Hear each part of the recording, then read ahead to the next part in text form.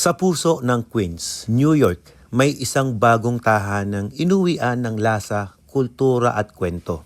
Dito sa isang munting espasyo, nagsanib ang dalawang mundo, ang kusinang Pilipino at may pusong Thailand. Isang Pilipino na nahilig sa pagluluto sa bahay at isang Thai na may pagmamahal sa sariling pagkain. Mag-asawang pinagtagpo ng buhay at ngayon, nagbukas ng pinto para ibahagi sa atin ang kanilang pinaghalong kultura. Ito ang Maison Mekong, Thailand and Filipino food. Bagong bukas ito nitong June 2025. Sa bawat putahe dito, hindi lang basta luto, kundi kwento ng pamilya, pagmamahal at pag-asa. Lutong Pinoy na may touch ng Thailand. Comfort ng bahay tapos may kakaibang sipa at linamnam. Pamilyar pero may bagong kinang. At ito nga, kilalanin natin ang mismong may-ari nitong restaurant.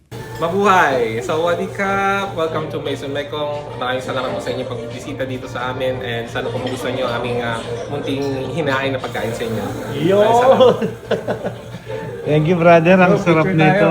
Oh, sige. Let's go. Ang Maison Mekong, serving Thai and Filipino food. Ang pinakaastig dito, ang may-ari at ang chef mismo ay Pilipino.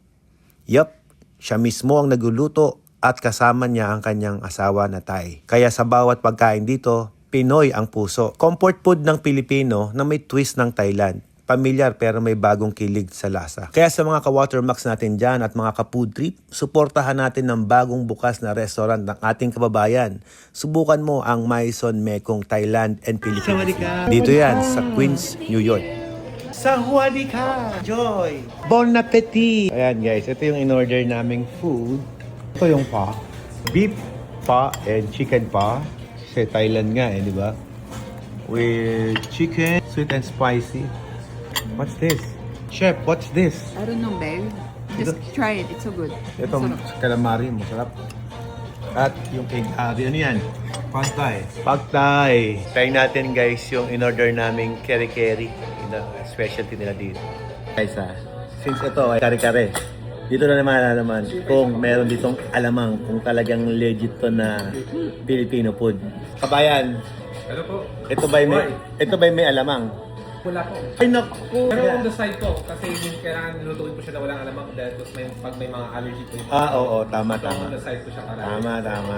So, alamang. With kare-kare. Kulang ang kare-kare pag walang alamang. Authentic. Matikman naman natin to. How is it, guys? Sarap. Hindi na tayo kilala ng dalawa after na master ba ng pagkain. Kita kits sa lamesa. Para ka nasa Manila.